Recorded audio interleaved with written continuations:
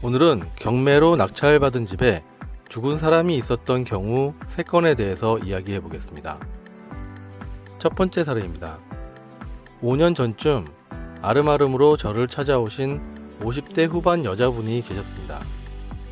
이 여자분은 자그마한 피자 가게를 하고 있었고, 피자 가게의 수입만으로는 생활이 힘들어서 월세 수입 목적으로 경매를 선택하신 분이었습니다. 경매로 인천의 빌라를 낙찰을 받았는데 감정가는 시세와 비슷하고 낙찰을 50% 중반대에 받으셨습니다. 감정가와 시세는 약 7천만원이고 낙찰가는 3,800만원, 전세가가 5천만원에서 5,500만원 정도 하는 빌라였는데요.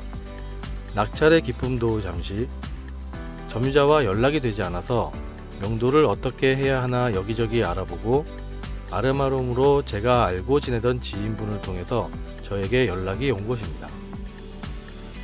커피숍에서 만났는데 얼굴이 근심과 걱정으로 사색이 된 여자분이 앉아 계셨습니다. 사연인즉 점유자가 연락이 되지 않고 그 빌라 앞에는 우편물도 잔뜩 쌓여 있었다고 합니다. 열람 신청을 해서 연락처를 알게 되었고 계속 연락을 해도 전화 연결은 되지 않았다고 합니다. 며칠 동안 전화, 방문 등을 하다가 우연히 부동산 사무실에서 머리가 띵해지는 이야기를 들었답니다. 그 빌라의 집주인이 번개탄으로 자살을 한 집이라는 것을요. 제가 물어봤습니다. 경매에 입찰을 하기 전에 임장할 때 그 얘기를 못 들으셨습니까? 아마 그 빌라가 2번 유찰되고도 그 정도 가격에 낙찰된 건 그것 영향이 있었을 텐데요. 그 여자분은 이렇게 이야기를 합니다. 그 동네 시세를 너무 잘 알고 있어서 너무 안이하게 생각을 했나봐요. 소문이 나서 임차인이나 매수인을 찾기가 어려울 텐데 걱정이에요. 무섭기도 하고 남편한테 말도 못하고 있습니다. 얼굴이 사색이 된 이유가 이것인 것 같습니다. 일단 절차는 이렇습니다. 점유자가 소유자와 같기 때문에 원래 소유자가 사망하면 상속 등기가 되었어야 하고, 상속이 된 상태에서, 즉 소유자가 상속을 받은 사람, 자녀나 배우자 등으로 등기가 맞춰진 상태에서 다시 소유권이 넘어오게 되는 것이죠. 그러니까 인도명령 대상은 사망한 소유자이고 상속받은 사람이다 라는 것인데, 문제는 상속받은 사람들이 어차피 날아가는 집이니 나서서 상속 등기를 진행하지 않는다는 것이죠. 결국 낙찰자가 상속 등기를 발벗고 나서야 합니다. 절차는 그리 진행하면 되는데, 문제는, 아니 이 여자분이 걱정하는 요점은 바로 사람이 죽은 집이라는 것이죠. 제가 이야기를 했습니다. 아니 사람이 세상 살다가 죽는 것은 당연한 이치고 옛날에는 거의 대부분이 집에서 죽었는데 뭘 그렇게까지 심각하게 걱정을 하세요. 자살한 집이라는 것이 찝찝하긴 하지만 사람들 기억에서 곧 지워질 겁니다. 남의 일에 그렇게 오래 관심 갖는 사람 별로 없습니다.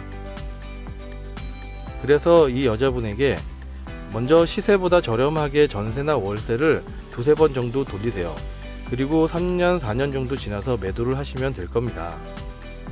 이후에 인테리어를 싹 하고 월세 3번을 돌리고 아주 잘 팔았습니다.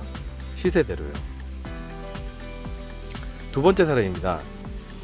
신탁으로 소유권이 넘어가 있는 상태의 빌라 사례인데요. 임대용 부동산이 신탁으로 되어 있는 경우에는 보증금과 전세금 등은 신탁사로 가게 되고 월세는 원래 소유자가 갖습니다. 대신 대출을 할 때 방빼기, 즉 소액 임차인 최우선 변제금 공제를 하지 않습니다. 그래서 신탁으로 많이들 하시는데요. 두 번째 사례에서는 임차인의 전세금을 원래 소유자가 신탁사로 넘기지 않고 자기가 꿀꺽 해버린 사례입니다. 즉 이 소유자는 신탁사로 맡길 때 대출을 받아서 한 번 챙기고 전세금으로 또 한 번 챙겨서 2번 먹고 도망을 간 것인데요. 임차인은 돈을 날리게 된 것이죠. 그러니 자본주의 사회에서는 모르는 게 죄가 됩니다. 아무튼 현재 등기상 소유자인 신탁사에서는 임차인으로부터 받은 돈이 없으니 이 임차인은 그냥 나가야 되는 상황입니다. 그런데 그 임차인이 사망을 하였습니다. 그 돈 가지고 날른 전 소유자는 자기 죄를 알까요? 남의 피눈물로 번 돈으로 잘 살까요? 어쨌든 점유자가 사망을 하게 되었는데요. 절차는 이렇습니다.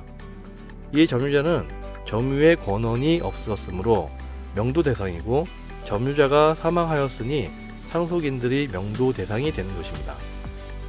사실조회 신청을 거쳐서 보정명령으로 상속인들의 인적 사항을 파악한 후에 명도를 진행해야 하는 것이죠. 여기서도 마찬가지로 명도 대상이 사망한 임차인이고 바로 상속인들이 되는 것입니다.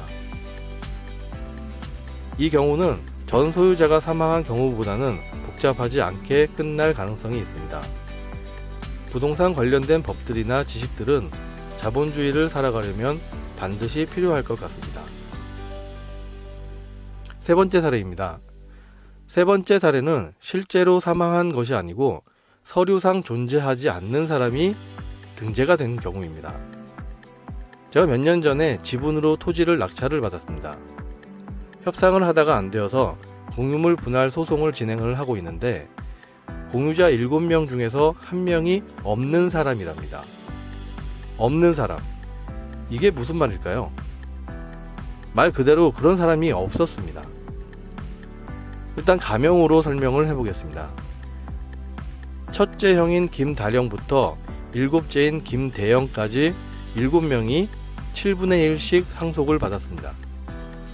소장을 접수하고 송달이 시작이 되었는데 주민번호 없이 접수가 되었으니 당연히 보정명령이 나왔고, 사실조회 신청 등등을 진행을 해서 주민번호, 초본, 등본 등등을 발급을 받았는데, 셋째 김관영은 주민등록도 없었습니다. 그 동네에 그 이름을 가진 사람은 없었습니다. 사망한 사람일까요? 7사람의 가족관계 증명서, 혼인증명서까지 보정명령을 받아서 확인을 했지만 없었습니다. 어떻게 된 일일까요? 그 이유는 황당하게도 예전 수기로 작성되었던 토지대장을 전산으로 알바생이 입력을 할 때 김광영을 김관영으로 오타를 낸 것이었습니다. 그런데 수십 년 동안이나 토지에 대한 거래가 없다 보니 본인도 확인을 할 기회가 없었던 것이죠. 결국 제가 직접 뛰어다니면서 토지대장, 토지등기부 등본에 있던 잘못 기재된 이름을 수정해 주었습니다. 피고인 특정 송달을 하기 위해서요. 국가가 실수한 것을 개인이 돈 써가며 시간 써가며 바꿔야 한다는 것이 정말로 황당할 따름이었습니다. 아무튼 그렇게 이름을 제대로 바꿔주고 공유물 분할 소송이 진행이 시작되었습니다. 이렇게 세 번째 사례를 소개하는 것으로 마무리를 하겠습니다. 다시 생각해봐도 황당하네요. 혹시라도 여러분들께서 낙찰받은 집에 사망자가 있다고 하더라도 너무 걱정하지 마세요. 처리를 어떻게 하느냐에 따라서 좋은 쪽으로도 안 좋은 쪽으로도 갈 수 있습니다. 선택은 여러분들이 하는 것입니다. 감사합니다.